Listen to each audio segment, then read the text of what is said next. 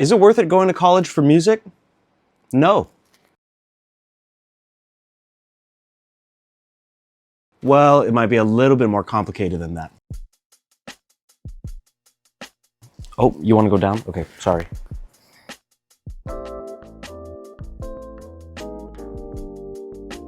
Hafide, what's up everybody? My name is Connor Sablon. I am a full-time musician, keyboardist, and music educator, I guess. I'm here to talk about if going to college for a music degree is worth it these days. Now, there are a lot of pros and cons to this. I'll give my opinions as to what I think and weigh the pros and cons and let you decide for yourself. So some of the cons, especially if you're going to music school these days, is that it is insanely expensive.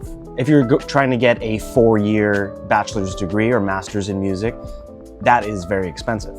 I think Berklee's tuition in Boston right now is something like $250 to $300K for the 4-year degree. I think that's like $79,000 a year. That's a lot of money, you know, and unless your parents are paying for it, that's gonna be a lot of debt that you incur at the early stages of your music career.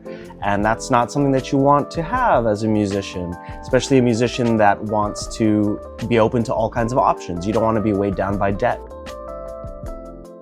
That's one of the biggest downsides. Also, many of these universities don't teach you how to use social media in your music career, which is the primary way that I get all my gigs and any kind of musical opportunity is through social media these days. And a lot of universities don't teach you that, which is unfortunate because that's the way of the world these days, especially for a modern musician. Your social media is your resume and you want to conduct yourself on there the best way you can. I say this in all my videos and it's true. Now, that's not to say a music degree is useless, because having a bachelor's degree of any sort is something that nobody can take away from you. I have an associate's degree in music that I got from the College of San Mateo. Not a bachelor's degree, but it has helped me to get into certain teaching positions and other things that maybe I might not have been able to do without prior experience, but having that degree really helped me in a couple small situations. So don't let anybody tell you that a music degree is useless, because it can open doors for you.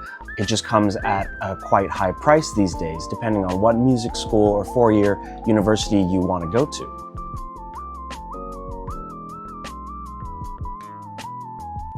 Okay, so those are some of the cons that I was thinking of. Now let's get on to the pros. One of the biggest pros for going to music school, 4-year college, is that you are going to be exposed to all different kinds of professors and information and an environment of music and collaboration that maybe you wouldn't have gotten otherwise, right, by not going to music school.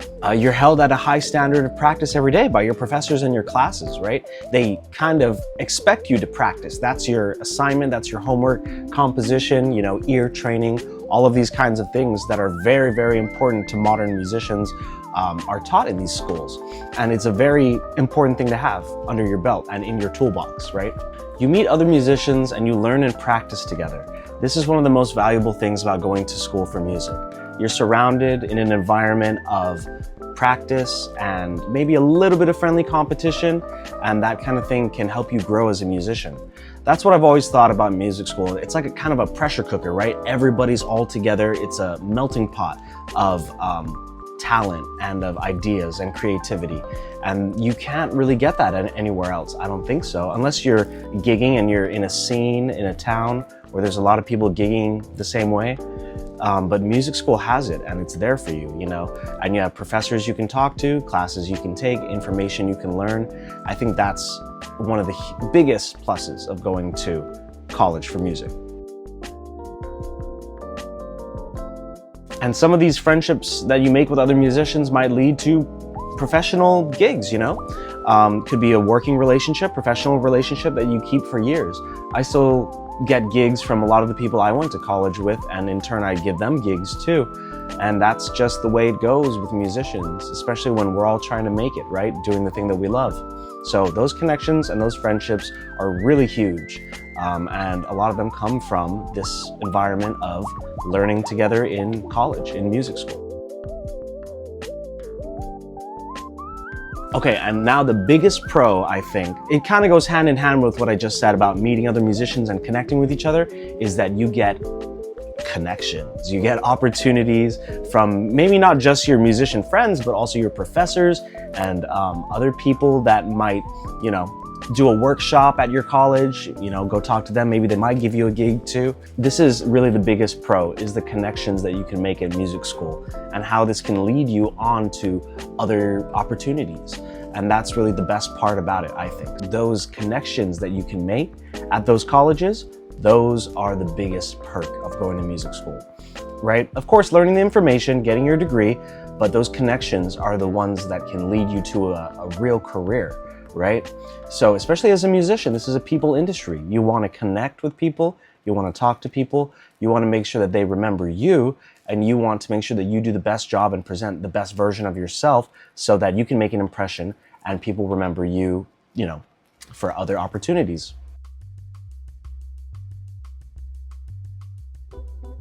So some of my own experiences, I'm just going to talk about my experiences at the College of San Mateo.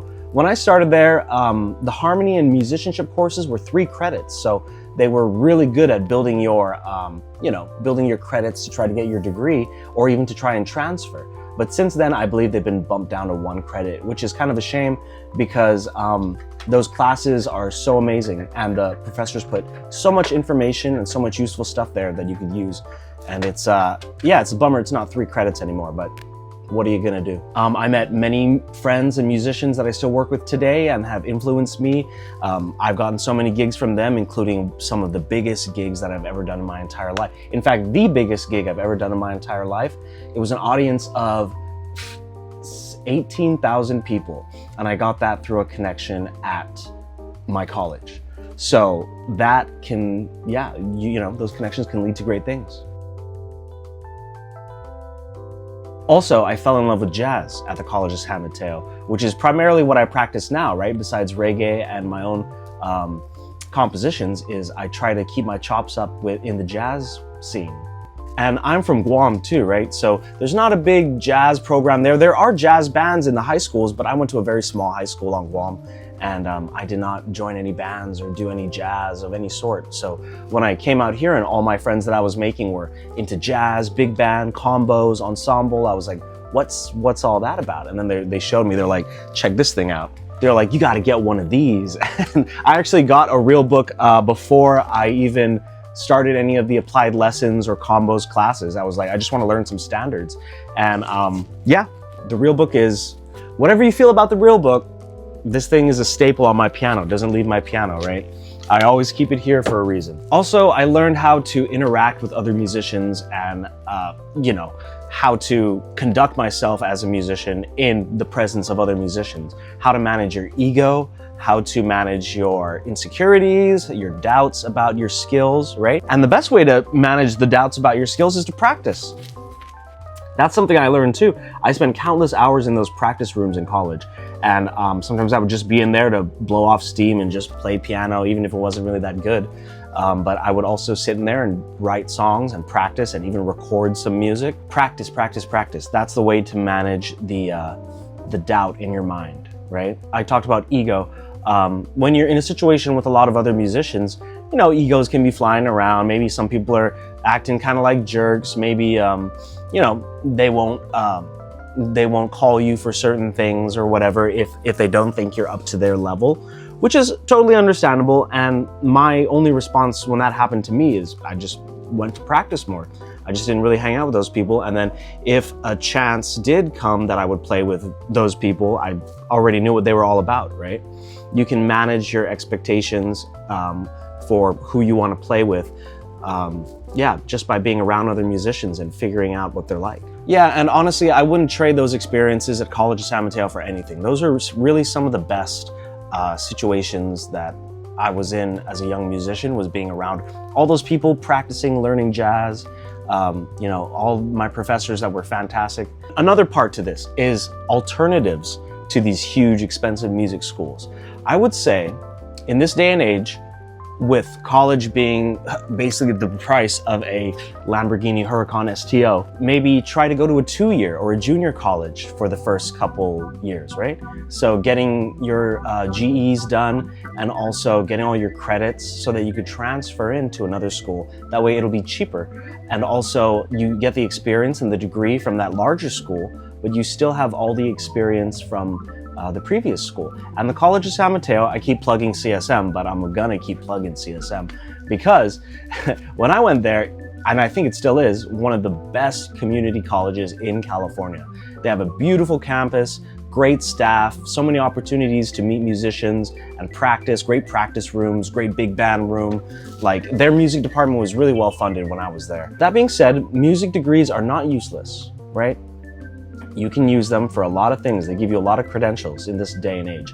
But with the rise of AI too, that's something that we have to be careful of as musicians, right? Everyone doesn't want AI to take their job. Nobody wants that. But I think the thing is that your creativity and your own compositions and your own way that you conduct yourself is what's going to set you apart from other musicians and also from AI. Yeah, it's very interesting. It's just interesting to see where the world is now with all this AI stuff. But yeah, just keep being yourself, keep doing music, you know? Your art is not just your composition, it's not just the way you practice, it's the way you conduct yourself and present yourself to the world. And that means everything, the good, the bad, you know? Present yourself as a fully fledged person, and that authenticity will attract opportunities. It always does. Authenticity attracts opportunities, right? Even if you think nobody likes the music that I play, nobody likes the music that I write, I've thought that all the time. I write primarily jazz and bossa nova stuff. There are people that like that, and it's about the way that you present it, you know? And doing it in a live setting, recording your music and then playing it live, man, there's nothing like that. You feel like, even if there's only 10 people in the audience, if it's your own music playing with a full band behind you, man, you feel like you're, you know, feel like you're in Led Zeppelin. Anyway, yeah, I'm projecting here, but hey, good job, everybody. Music school can be worth it. Yeah, it can be. Just not for the price of a Lamborghini.